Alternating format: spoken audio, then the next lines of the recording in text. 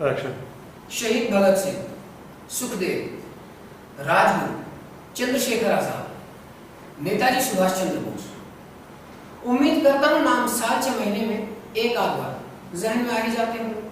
देश के माहौल को देखकर काला धन, भ्रष्टाचार, सफेद पोशों का सत्ता का जमकर दुरुपयोग चारों ओर हाहाकार मचा है। ऐसे में जब कोई ईमानदार व्यक्ति हुंकार भरता है तो स्वतः ही हिंदुस्तान के कोने कोने से भ्रष्टाचार, महंगाई, आर्थिक विषमताओं से शोषित व्यक्ति उनके साथ हुंकार भरता है।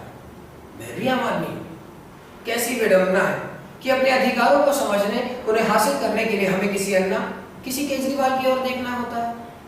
कितने गहरे में सोया है हमारा जमीन, सोचकर भी आश्चर्य होता है।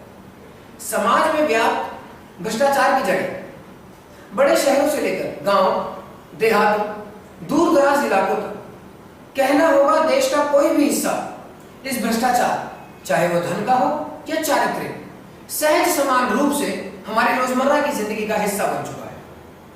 केंद्र से जो धनराशि राज्यों को देश के समग्र विकास के लिए आवंटित की जाती है, जिस पर राज्यों का पूर्ण अधिकार है, वो भी उन्हें एहसान जता कर दी जाती है। वह कहना ना होगा कि जब वही धनराशि राज्यों से संबंधित विभागों तक पहुंचती है तो उसका कितना भाग मध्य में बैठे सत्ता की दलालों की जेबों में पहुंच चुका होता है। उस पर भी कुर्सी पर काबिज हमारे प्रबुद्ध नेतागण, जिनमें से कोई तो बमुश्किल ही अपने हस्ताक्षर करने योग्य हैं, जिनमें से कई पर दर्जनों केस अदालतों में चल रहे हैं। हत्या, फिरौती, बलात्कार, यानी कोई ऐसा विभाग नहीं बचा जिसमें इन्हें महारत न हासिल हो। देश की सेवा तो निश्चित ही बेहतर व श्रेष्ठ करेंगे, इसमें किंचित मात्र भी संदेह किसी को भी नहीं होना चाहिए।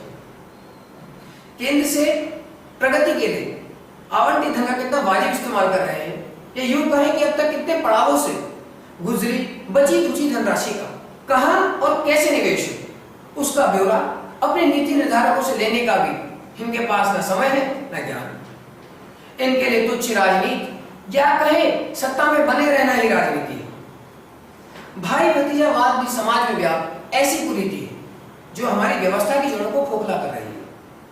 व्यक्ति को काम मिलना चाहिए उसकी योग्यता से, न कि उसका संबंध किसी बड़े व्यक्ति से। समाज में वर्षों से शोषित वर्ग को सम्मान लाने के लिए हमारे संविधान में आरक्षण का प्रावधान रखा गया है, वो भी कुछ वर्षों के लिए। परंतु आज आजादी के इतने सालों के बाद भी हमारे राजनीतिज्ञ अपनी क्षुद्र राजनीतिक आकांक्षाओं की पूर्ति के लिए उसे वोट कार्ड के तौर पर इस्तेमाल कर रहे हैं। आज समय है आर्थिक रूप से पिछड़े, चाहे वो सवर्ण हो या अनुसूचित जाति, जनजाति, सभी को समान रूप से अधिकार देने का, फिर वो चाहे किसी धर्म या संप्रदाय को मानने वाले हों। सत्ता और धन के मद में बहुत से लोगों के मन में ये भावना घर कर गई लगती है कि ये देश और इसका कानून उनकी बपौती है। यदि जल्द ही कुछ अमूलचूल परिवर्तन ना हुए तो वो दिन दूर नहीं कि इन सब तथा कथित तथा बड़े लोगों के हाथों पिसता आम आदमी, जो अभी तो सिर्फ सड़कों पर उतरा है अहिंसक मार्ग से, यदि दमन की गति से हिंसा और कानून हो गया तो क्या परिणति होगी, सोचकर भी भय लगता है। क्या इस आम आदमी को भी नक्सली कहकर पुकारा जाएगा?